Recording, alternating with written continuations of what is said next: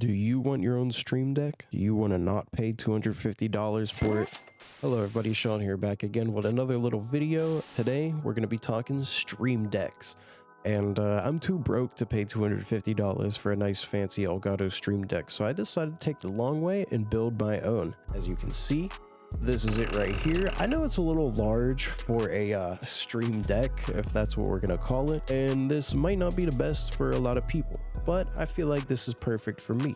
See, with the bigger screen means more buttons, more power.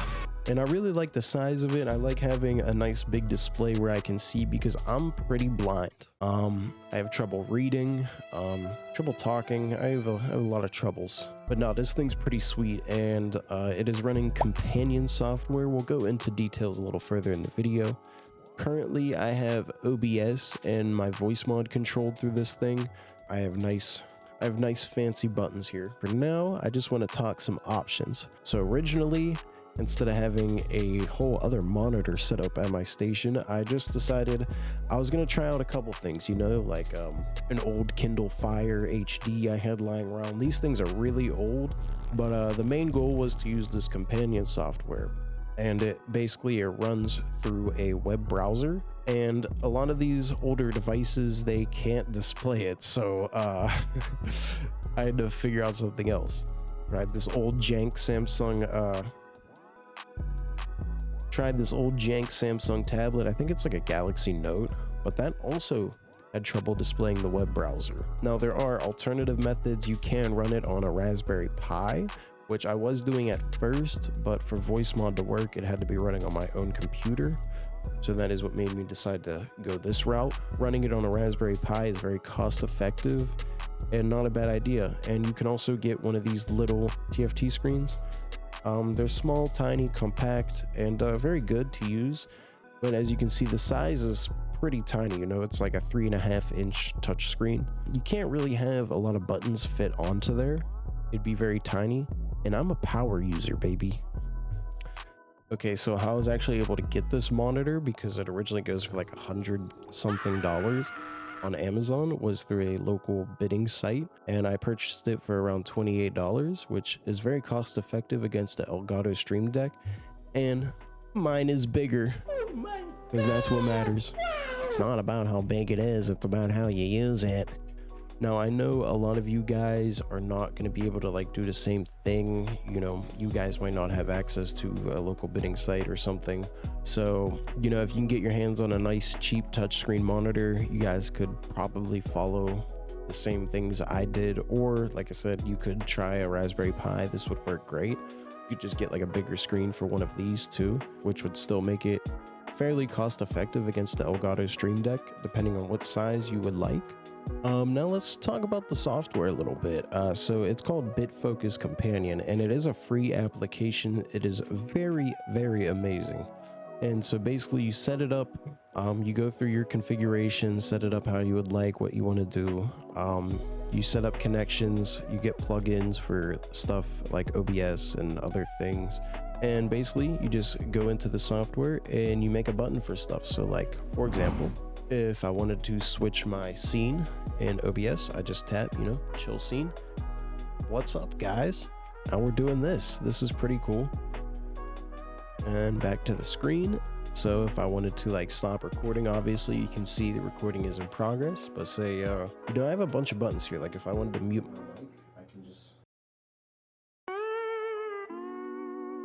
I can just do that. You know, if I wanted to mute my friends while I'm streaming or something, I could do that. The game audio too. I can also change my voice in voice mods. So like, for example, I have my voice changer set to clean mic, so I could turn that off. And you know, this is what my normal mic sounds like. I don't know if it's better or if it's worse, but I can very easily just switch my voice, you know. I want to go to something like Auto Tune City. Can do some simple stuff like that. And you know, for streaming and stuff, if I tap this little button here, look at that. And now I'm live streaming, but nobody will know that. And it also keeps track of a little timer on how long I've been streaming and recording for.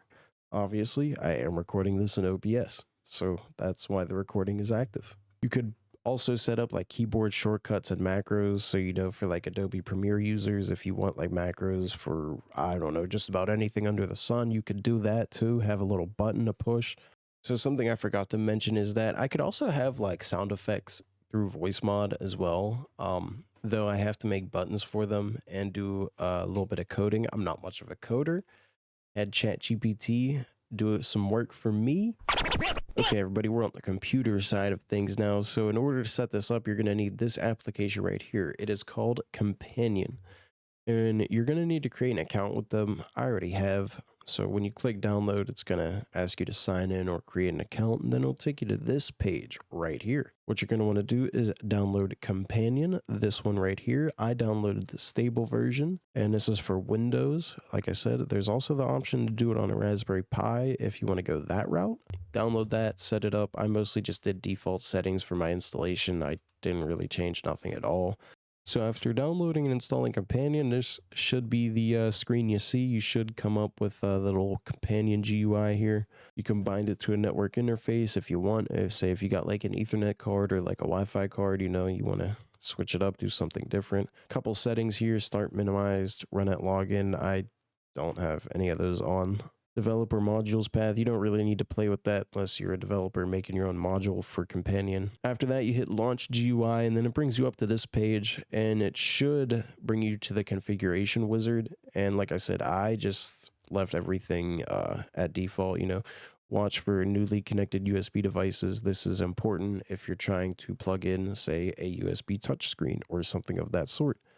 Yeah, like I said, everything's pretty much default here. Nothing fancy. Button grid size, you know, this is how big you want it to be. So depending on your screen size, you can adjust it to what you need it to be or how you would like it to fit. This is what I'm rocking with. I'm rocking with a 9x9. Remote control services, I have all these unchecked just in case any hackers out there trying to get into my shit. Enable admin password, no. Why? Congratulations. Thanks. Okay, so after you install Companion, get that set up, the next thing is, for those of you that want to use OBS with this, you want to download the WebSocket plugin. And basically this is a little plugin that lets you connect OBS to your Companion application, and they can basically just exchange info and commands over the network or over your local computer, which is what I am doing. I had no issues running this plugin and having it connect to my Pi and, you know, running commands like that. It was perfectly fine. But basically you just go here and then go to download. This will take you to the GitHub page. And then you're just going to want to download this. There's a bunch of options here, but you could just choose your Windows installer or whichever one you're on. You know, if you're on Mac, if you're on Ubuntu or whatever, you know, go ahead, download that, get that installed.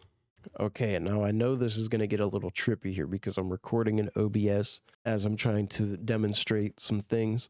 After you install that WebSocket plugin, you should be able to come up here and you should be able to see the Tools tab.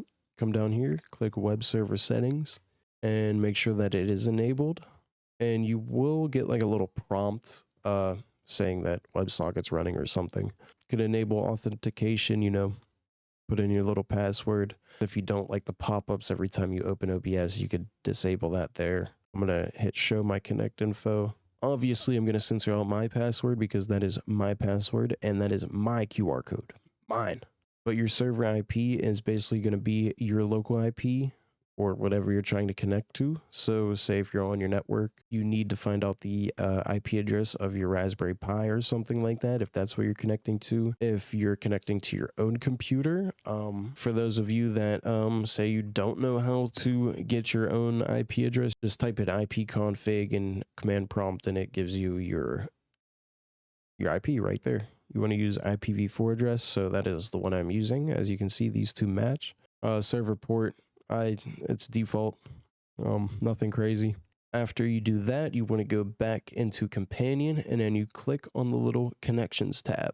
And to add OBS to the WebSocket, you just search OBS and first one should be there. I already have it, but I'll give you a demonstration. So we get that IP from earlier, which was 192.168.185. Port is default, server password if you have it. And then you click save.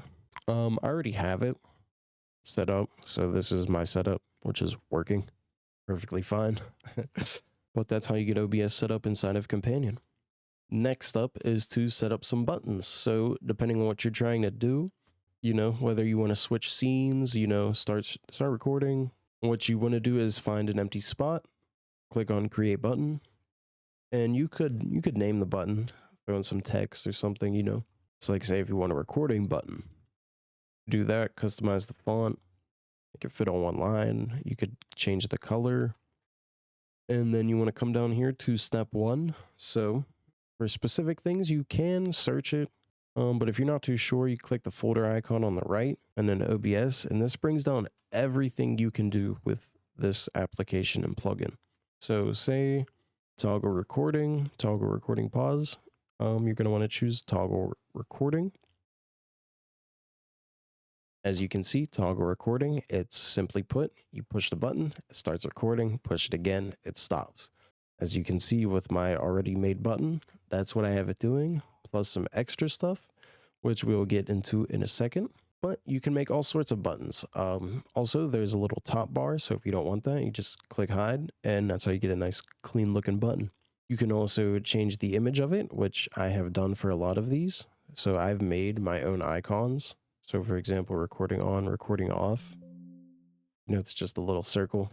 And then whenever I start recording, that's what it looks like. So nothing crazy, nothing too fancy. Clear it if you don't like it. Also adjust text position, stuff like that. Really cool application, really cool.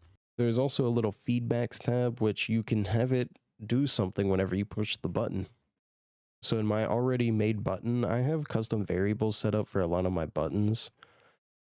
This is just to change colors and stuff like that. I don't think it's actually needed because a lot of these, you can just have it do that with the feedback. So for example, in feedback, you hit change style properties. So I have mine for PNG. You could also do like color and background, which I also actually use too. So for example, when I click on recording, it turns green. As you can see, that if I stop it, it goes back to gray, meaning I'm not recording. So like, for example, for my streaming currently, and all that this does is toggle streaming. Whenever I start streaming, it changes it to green, but it also changes the image so it looks different. On my touch screen, I tap it, and boom, now I'm streaming. And the button changes, it tells me how long I've been live for, stuff like that. Tap it again, boom. Done streaming. Like I said, I can also switch my scenes. Just do a fresh example. Just call it scene. Come down here to the actions tab, type in scene. And there's also, so in OBS, for those of you that are unfamiliar, there's a preview and a program. Preview is basically like what your screen's gonna look like, or your stream, I should say, is gonna look like. And then program is what it actually looks like. So say if you need to adjust something, but you're not too sure about it, that's basically what that is. But you always want to do program scene for, you know, final results. And then it will also give you a choice of which scene you want to set it to. So it brings down a nice handy drop list, and these are all the scenes I have. So you just pick your scene, and boom, that's another button. Okay, and that is going to pretty much wrap things up for OBS. The voice mod portion is a lot to set up. So if you guys are interested in learning how to set voice mod up through Companion, because I know the API doesn't really work too well. It doesn't play nice. I just consistently get this error, and there's a lot more to it. But I developed my own workaround with ChatGPT, which is just a lot to get into. So I'm not going to get into it this video, but okay, real quick, you know, I do want to mention that my custom images that I designed are a 72 by 72 square.